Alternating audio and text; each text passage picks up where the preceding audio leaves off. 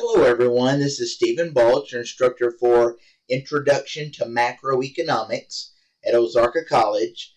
Today what I'm going to do is give you a little introduction to this course, and specifically I'm going to go over the course syllabus with you so that everyone knows the pertinent information about this course. First thing you'll notice when you first go into the course page in Ozarka is you'll see this main page that shows information about the course at the top, and then it shows any announcements towards the bottom. Always pay attention to those announcements when you log into Ozarka, because any important information, for example, reminders about things that are due or anything that's come up in the class that I need to remind you of or let you know about will be on this announcements page, so always pay attention to that. Now, in addition to that, you'll also notice on the left-hand side of the page, there are some links that allow you to navigate to various portions of the course page in Ozarka. So you have the activities link, which I'll show you in just a minute. You have a course mail link that allows you to send mail to me if you need to. There's a discussions link, textbooks link, and so forth. But let's start off with the activities link. That's the one that you're going to interact with the most, that you're going to use the most as you go through this semester. So let's go ahead and click on that. When you click on the activities link, you'll see that the semester is broken down into weeks. So you have week 1, week 2, all the way down to week 17 at the very end of the semester when we'll do our final exam. So everything's broken down by week, and it shows the open and close date for each activity here.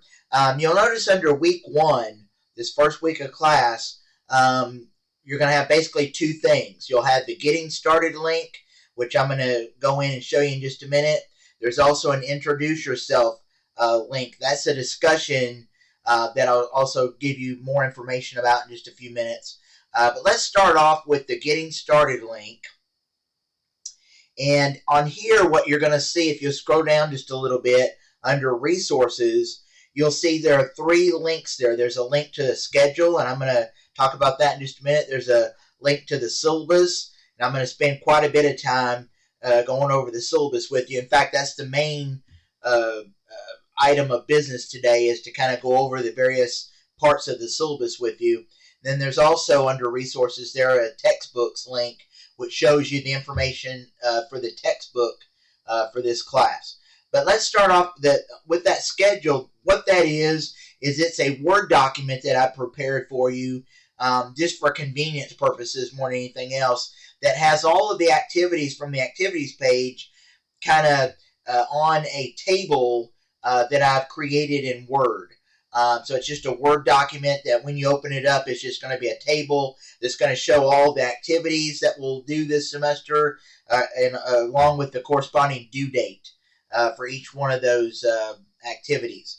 And so I know some students like to print that out just to use, maybe put it with their textbook and kind of mark off the activities as you do them. So it's more for convenience purposes than anything else. That's why I provided it there. But everything that's on the schedule is also on the activities page. So you can just use the activities page if you want to. But I know some students like to use the printed schedule as a way to stay more organized in the class. So you can use that if you want to. The next link is the syllabus link. Let's go ahead and click on that. And this is really the main thing that I want to cover today, is the course syllabus, because this is kind of like a contract for this class. It's basically a document that shows all your responsibilities, all the particular information about various parts of the course, how things are going to be handled, procedures and policies and so forth. So let's kind of go through this. At the very top of the syllabus, there's just basic information about this course, and you'll notice a little bit further down there's information about me, including my name, my phone number, my email address, and my office hours. The best way to contact me, since this is an online class, is through email. That's going to be the most efficient way to contact me if you need to. So just kind of keep that in mind. And actually, instead of using this Ozarka email address, if you have questions pertaining to this particular course, there's a course mail link over here on the left-hand side of the page that I'd like you to use when you have questions specific to this course. Now, if you're one of my advisees and you have a question about something that's not related to this class, then you can use this Ozarka email address. But if you have questions that are particular to this class, the best way is through this course mail link over here on the left-hand side. That way I'll know exactly who's sending me the message, because it'll have your name there on the email, and I'll know what course it pertains to by, where the email is and which course it's in. So just kind of keep that in mind. That course mail is probably the best way to contact me when you have a question about this course. So just kind of look through that. This particular course I've taught several times in the past. I teach it pretty much every semester. So I'm very familiar with the class and the requirements and kind of the potential issues that we need to look into and so forth, those kinds of things. And I very much enjoy teaching this macroeconomics class. It's one of my favorite classes to teach. So I'm really looking forward to this semester and teaching you some valuable information. All right. So you'll notice on the course description, rationale, and outcomes, as you read through those are all closely related. But basically in this class, we will learn about the basic operations of the U.S. economy. We'll look at the supply and demand and apply that to real-world economic issues. We'll look at various models that have been developed for macroeconomics, like the Keynesian model and the aggregate demand, aggregate supply models. We'll also look at some common macroeconomic issues, things like GDP, unemployment, inflation, and fiscal and monetary policy. Basically, in this macroeconomics class, we're looking at economics through, we're looking at the entire, all of the individual markets in the economy, all kind of in aggregate. For example, in microeconomics, we're just looking at one at a time at individual markets. But in macroeconomics, as the name implies, we're looking at the overall economy. And mostly we're looking at things that that governments make decisions on. Things that affect every household and every firm in the economy, not just individual markets like we do in microeconomics. Okay. The rationale for taking a class like this, basically economics is the study of how society allocates its scarce resources in the production of goods and services to satisfy unlimited wants. The basic economic problem that we'll learn about and create and learn about models that allow us to kind of better understand the basic problem and how decisions are made based on those problems. The basic problem in economics is we have scarce resources and we're trying to satisfy unlimited wants with those scarce resources. And that creates what's called the economic problem, and it creates a situation where we have to all make decisions. Whether we're part of a household or a firm or a government agency, we have to make decisions on how best to use those resources, those scarce resources, to satisfy as many of those unlimited wants as possible. In other words, to maximize our utility. All right? So we'll learn about all of that in this course. And so again, macroeconomic decision making is kind of the big picture of the economy. And it's basically decisions that, again, governments are making on, measuring the performance and the health of the economy and putting policies in place, both fiscal and monetary policies in place to manage the economy. and get it to do what we want it to do. There are certain goals that government decision makers have, and we'll talk about those as we go through the semester. All right, and then the outcomes learning objectives are very closely tied to what I just talked about on the course description and rationale. Again, we'll look at aggregate supply and demand. We'll look at how we measure economic activity through national income accounting, business cycles, inflation, unemployment. We'll learn how we measure those things and so forth, and how we make decisions on how best to manage those particular parts of the macroeconomy. We'll also, again, look at the money and banking system, which is part of the monetary policy. And then we'll also look at the importance of economic growth and international trade.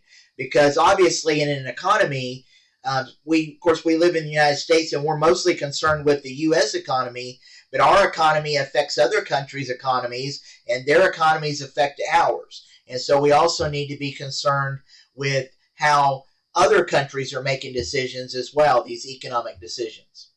All right, so those are things that we'll learn about in this course. The textbook that we need for this class is called Macro Econ 6. All the information about that textbook is there under textbook required materials. This is what the textbook looks like. Again, it's just called Macro Econ 6. Make sure that when you go to purchase your textbook, whether you purchase it at the college bookstore or you purchase it from some other source like an online source, make sure that you use that ISBN number to verify that you're getting the correct textbook, because there are various versions of the textbook, and I don't want you to, spend your money on something that's not going to work for this class. So make sure that when you go to purchase your textbook that you verify that it is the correct ISBN number. That's the best way to make sure you're getting the correct textbook. All right? And, of course, in addition to the textbook, since this is an online class, you're going to need access to a reliable computer and internet connection to do your work for this class. So just kind of let me know if you have questions about that. The next item on the syllabus is the methods of instruction. I'm just going to let you read through that. It's pretty well self-explanatory. It's just the basic methods of instruction that you see in most classes. So I'm not going to bore you with going through all that. Just kind of read through it. Let me know if you have questions. Now, the main part of the syllabus that most of you really want to know about more than anything else that should be important to you, even if you don't think it is now, it probably will be later on. But the evaluation procedures. This is probably the most important part of the course syllabus, because it breaks down exactly how your grade's going to be determined for this class. How each part of each activity that we complete this semester, how it affects your final grade for this class. So under evaluation procedures there, you'll notice you'll basically be, your grade for this class will be comprised of 4 things: assignments, discussions, chapter test, and exams, specifically the midterm and final exams. So you have that broken down. You'll notice I've included a percentage for each one of those, how much each one of those represents as a percentage of your overall final grade. So just kind of look over that. Let me know if you have questions. And I'm going to very briefly go over each one of these items here just so that we have some basic understanding here. So on the assignments, those will basically comprise of questions from assigned chapters in the textbook. So for each set of assignments, you'll have a set of chapters that you'll read, and you'll also have some videos that will be linked to that assignment page in Miles Arca that you will watch. And basically, you will answer questions related to the concepts that you've learned from those textbook chapters and videos. All right. The main thing on the assignments, and it's going to be the same thing with the discussions as well, you want to make sure you thoroughly answer each part of each question. using your own words and using correct grammar and spelling. Okay? So when you're doing these assignments and discussions, make sure that you're not just copying from some source, whether it's the textbook or the videos or some other online source. Make sure that you're using your own words. The best thing to do is to give yourself plenty of time. Start on the assignments and discussions with enough time before the due date that you're not having to rush around at the last minute and get tempted to plagiarize, use someone else's information as your own. And I will be watching out for that, so just kind of keep that in mind. Make sure that you're putting things in your own words when you're completing the assignments and the discussions, okay? So just kind of read through that, the assignments and discussion sections there. Those are closely related as far as they're both just answering questions and based on the concepts presented. Now, on the discussions, basically for that, you'll have a case study that you'll be assigned to read. And so you'll read through that. And then based on the information in the case study and what you've learned from the learning resources like the textbook and the videos, you'll answer questions that are specific to that case study.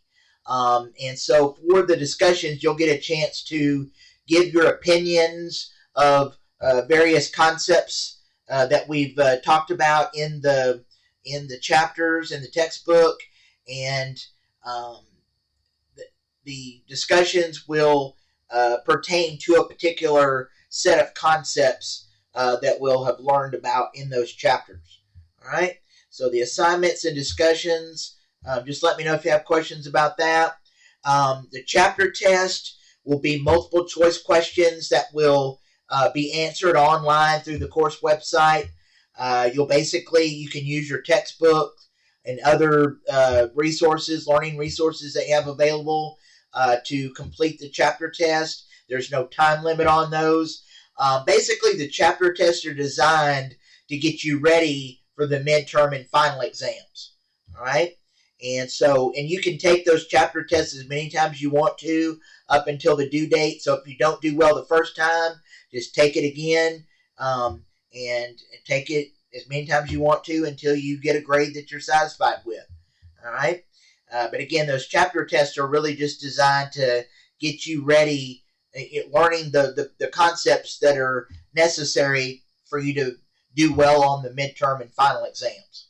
All right? And that brings us to the last two items here under evaluation procedures, which are the midterm and final. So the midterm exam will be a comprehensive exam covering all the things that we'll have looked at by the midway point of the semester, all those things that we'll have covered by then. And it will be taken online through the course website, through Miles-Arca. You'll have some specific dates that the midterm will be available, and that's all on the activities page, and I'll explain more about that when we get closer to that midterm exam date. But basically on the midterm and for the final, you'll only be able to take those one time, and there will be a time limit. So you'll have to, even though you can use your books and your learning resources on the midterm and final exams, you'll have to be aware of the time limit that you have and not taking too much time to look up any one particular question. All right? So midterm and final, and when it gets closer to those dates for the midterm and final exams, I will send you some more specific information about those. Of course, the final exam is going to be very similar as far as the basic idea that we talked about with the midterm, except that obviously the final exam will cover everything for the entire semester, all the concepts, all the chapters that we've learned throughout the semester, and it will be that last week of class during final exams week is when we'll take it. All right? So that's the evaluation procedures, and again, that's the part of the syllabus that I wanted to talk about the most. That's the thing that's really most important to most of you, so that's why I wanted to kind of spend some time on that. All right, the next item on the syllabus is the grading scale. Just kind of read through that. That's just a standard grading scale that you see in most classes. It shouldn't be any surprise to you. The next section on the syllabus is the makeup policy. I do want to spend just a little bit of time on this. Basically, the makeup policy for this class is that I do not, in general, I do not allow makeup work. In other words, if something is submitted after the due date, it will receive a grade of 0 unless you have a special circumstance that you think I need to look at, to consider. Then I will look at that on an individual basis. But just in general, I do not allow makeup work. So that's why it's important to make sure that you're keeping track of the course schedule and on the activities page, and making sure that you're accessing the course page on a regular basis, at least once a day, so that you remind yourself of things that are due and getting those completed and submitted on time. All right, so just let me know if you have questions about the makeup policy. The next part of this is the attendance policy. Just kind of read through that. The main thing there is, like I just mentioned, it is important to, even though you're not actually attending class in a physical way for a online class, obviously, you still need to access the course page in MyOzarka on a regular basis, at least once a day, just to remind yourself of things, and also look at any announcements that I posted, things like that. That's especially important this time of the year when there are weather-related incidents and things that you need to be aware of. So just kind of keep that in mind. The next section on the syllabus is academic integrity. I do want to spend just a little bit of time on this, just because I have had problems with this in the past. The main thing on academic integrity is when you're completing the work for this class, you want to make sure that you're submitting your own work.